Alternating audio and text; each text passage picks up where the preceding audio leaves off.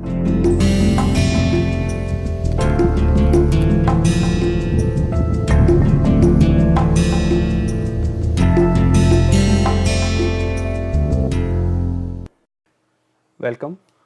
to lecture 4 of thin film deposition module. In this lecture, we will continue our discussion on thermal evaporation. Before we move forward, let us recap some of the salient features from lecture 3. Remember that we had defined flux of evaporation as alpha E N A P E minus P H over 2 pi MRT and power 1 by 2. Okay. So, this was in terms of molecules or moles, and this can also be written as in terms of mass evaporation rate as 5.84 into 10 to power minus 2 m over T to the power 1 by 2 and P E, and where P E is in torrs. Okay. And this P E is the vapor pressure of the source being deposited or evaporated at temperature T. M is the molecular weight, and this gives you an idea how much mass, this is in grams per centimeter square per second. Okay. How many grams of the material per unit area of the source per second is going to vapor phase. Okay. Now, from this and we also had derived an equation to know how the vapor pressure changes with temperature, which is an exponential relation, and it depends on the enthalpy of evaporation or molar heat of evaporation. How much heat is released or is required is absorbed, 1 mole of material is goes from condensed phase to the vapor phase. So, let me write this is P E because we are using P E term here. Okay. Now, so far so good, and we had also discussed the vapor pressure curves with temperature how for several materials and rather several elemental materials, and we had said that for thermal deposition the vapor pressure at that temperature should be around 10 to power minus 3 torr range. Okay. We had also seen the difficulty in evaporating metal alloys, okay, because metal alloy is a solid solution of 2 components, 2 or more components, and since different elements or different constituents of the solid solution would have different vapor pressure at a given temperature, their evaporation rate would be different, and if the evaporation rate is different, then they will the how much amount of that material is going in the vapor phase would be different from the composition of the source material. Okay. And that will give you a different composition in the form of thin film on your substrate. Okay. So, these we had discussed in lecture 3. Now, let us move forward. The dependence of thin film deposition on the geometry of source. Okay. So, let us consider first the point source, which is shown here. In this geometry, I am considering that my source is a point source of an elemental area D A E. Okay. So, this is an elemental area of the source. Now, when this source it's melts and evaporates, the vapor is going to move in all directions. Okay. And the total mass evaporated in a given time t can be calculated using this expression. This is total mass evaporated in time t. Okay. So, this is integrated over the surface area of the source and integrated over time. Okay. So, this is total mass because I am using this gamma E, which is a mass per unit area per unit time. Okay. Now, if you look at this geometry, some of this will fall on my substrate, which is kept here. This is my substrate, okay, at an angle such that the normal to this substrate makes an angle theta with the direction of evaporation. Okay. So, keep this mind in this angle theta. So, this area DAC is nothing but DAS cos theta. Okay. This is from geometry. Now, if I could have kept this area along the tangent of this sphere, then I would have collected the uniform dose of the material which is being evaporated. But since I have kept at a certain angle straight, then I will have to use this area. This is the projected area. Now, this is the rate of deposition or deposition per mass per unit area. Okay. Now, from this expression you can see that total mass evaporated into cos theta divided by 4 pi r square. Why? Because this entire area of 4 pi r square of the sphere is going to receive what is being vaporized here. Okay. So, it is not that the whole amount or whole mass is going to my substrate, it is going in all directions. Okay. Since it is going in the all directions and I am capturing only a small area of that, then I have to divide it by 4 pi r square. So, this is mass deposited on substrate per unit area.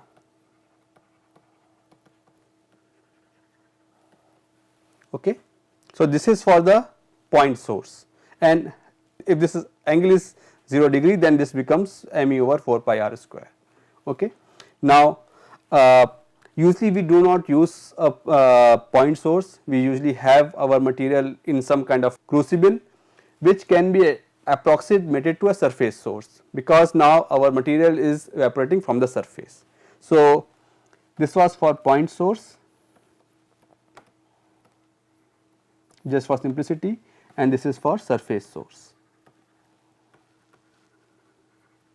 Now, surface source has another angle called phi, which depends on how directional my flux from the source is. Okay.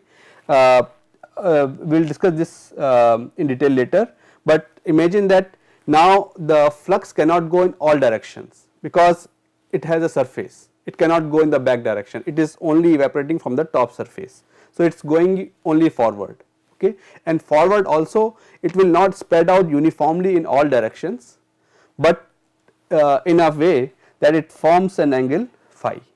Okay. So, my same mass deposited on substrate per unit area for surface source is modified according to this expression. So, this is for surface source. Okay. In general, for any given source, the expression is given from this expression like this. Okay.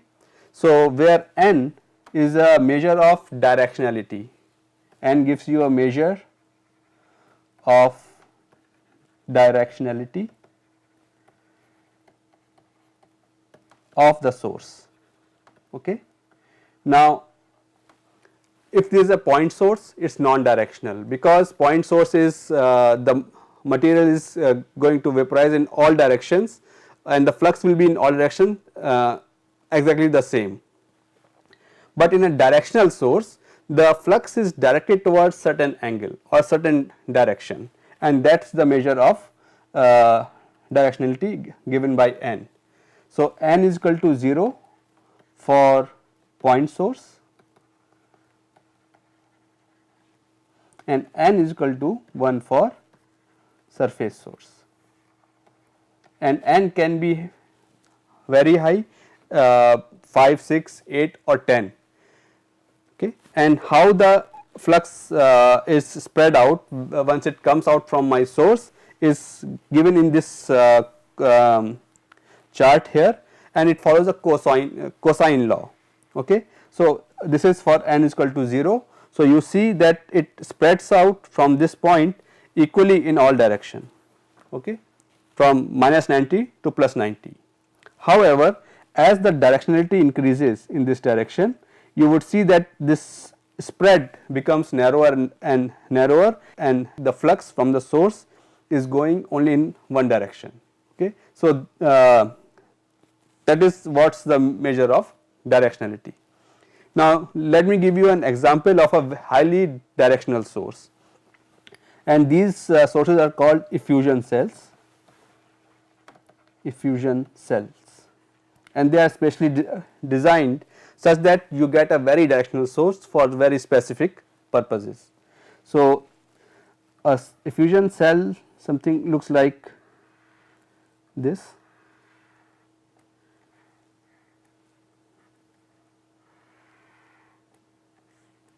It is a very narrow crucible with a small opening. Okay. So, and where this distance the material is only kept in the lower part of the crucible and with some heating elements to adjust the temperature. Okay. Now, when the material evaporates from this effusion cell, the atoms go and collide with these walls of the crucible, and they come out in a very narrow distribution of angles. Okay. So, these material is not going in all direction, it is highly directional source, okay, and such a source would have n more than 8, right. Sometimes you do not want to waste the material and you want to direct your material towards a specific region where you have kept your substrate. Okay. So, you can adjust your n by designing the effusion cell. Okay. So, this is about how the mass is going to deposit per unit area. Now, how does the substrate size and distance from the source affects the uniformity of the film? Okay. Let us look at this picture here, in which I have kept a substrate and a source, which we can either take it as point source or surface source for simplicity. This calculation is for point source here, and this is for surface source. Okay. Now, have a look here. I have converted the mass per unit area deposited to thickness by simply dividing by density. Okay. So, mass divided by area divided by density will give you thickness. Okay. So, this is my thickness of the thin film on the substrate. The substrate which is kept at a distance h from the source, and I am calculating the thickness as a function of L, okay, at point, let me call point A and point B. Okay. Change of color, right. So, as a function of h and L, from this geometry I can calculate what would be the thickness at any given point. H is fixed, L I can vary, so I can measure the thin film thickness at different points, and it will be all different because L is changing. Okay. Now, this will give me non-uniformity in deposition, because this distance is quite small compared to this distance, right. So, this d over d0, d0 is at point A, thickness at point A, which is just above the source, and d is at any other point along the distance L. Okay. So, you can see how is the non-uniformity comes into this deposition. Similarly, for a surface source, this expression gives you the thickness along L if the source is kept at a distance h from the substrate, and how does the thickness vary, and this gives you the normalized thickness distribution for a surface source, okay, and it also depends on L. So, if L is 0, which means point A, then it is 1 over 1 equal to 1, okay. As L increases, this d thickness decreases, okay. Let us have a look at this. So, this is a comparison between as L over h distance increases, how does the two sources behave, point source and surface source, and this x y axis is normalized thickness, okay. D0 is 1 if L over h is 0. L over h means 0 means L is equal to 0. So, we are looking at a point directly above the source. So, the thickness there is 1, and how it drops off along the distance L. So, this is the distance of L, okay. So, you will get quite a drastic change in thickness being deposited at a different distance from the center of the substrate. Now, this poses a problem because you want to deposit a uniform thickness all through the length of your substrate, right.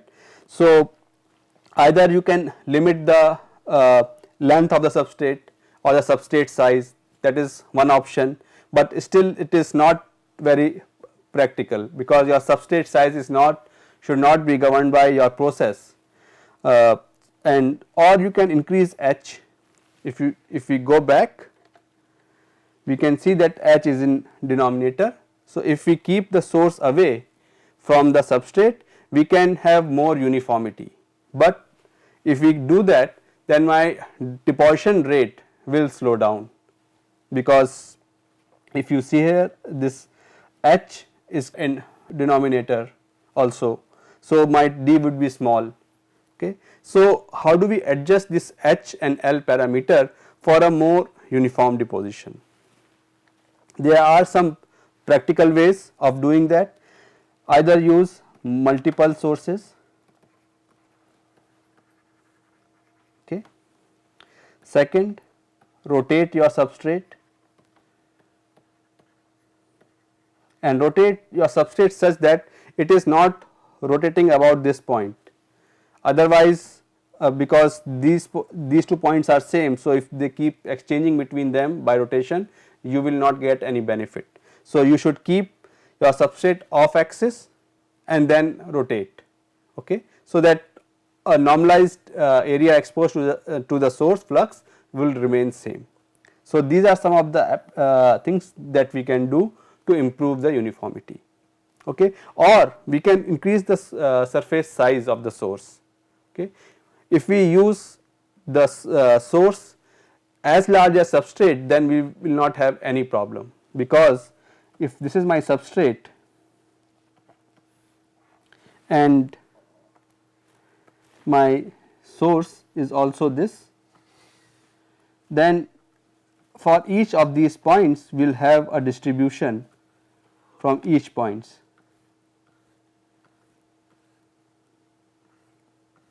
right, and we will get a uniform deposition on the substrate.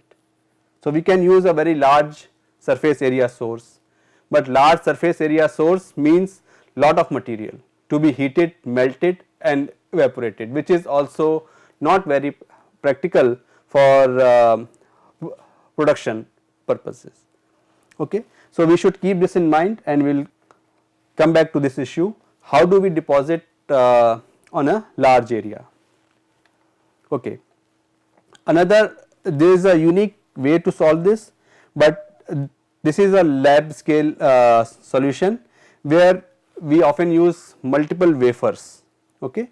So, if we use multiple wafers and keep them in a geometry which is called planetary arrangement,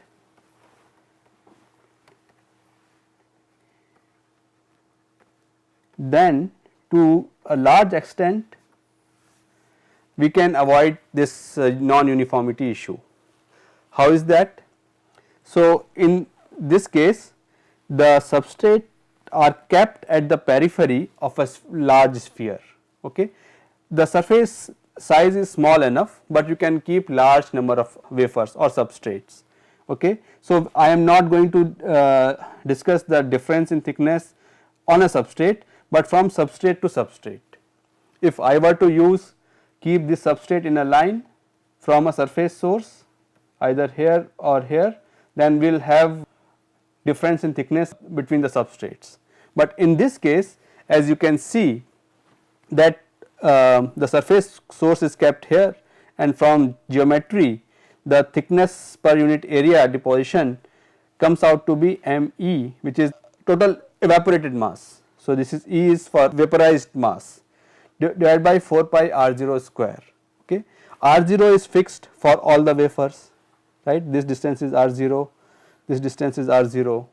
So, it is fixed for all the wafers. So, all the wafers would have the same deposition per unit area. Okay. So, you can solve this non-uniformity issue for lab scale equipment, but still you cannot use very large substrate. You can use large number of substrates in this way, but not very large substrates. So, we will come to that issue in a while. Okay. So, we have discussed how to control for geometry and how to control for deposition rates. Now, let us look at some of the sources. So, most common sources are for evaporation are tungsten wire. So, you have a tungsten wire something like this or a coil, where in a tungsten wire formed in sort of a crucible, in which you put your source material, whatever metal you want to deposit you put inside it, and you resistively heat this tungsten wire to heat the source inside. Okay. You can also have refractory metal sheet sources or which are called boats, where you can clamp these two in your thermal evaporator, pass a current through this, and the source material kept in these melts. So, the source material is kept here in these boats, sometimes they are small opening, sometimes large, different types of boats can be utilized. You can also use crucible sources, you can use graphite crucible or tungsten crucible and heat using heating elements. Okay. So, with this we will stop here, and in the next lecture we will discuss some more evaporation techniques, and we will address the issue of how to do deposition on large area. Thank you very much.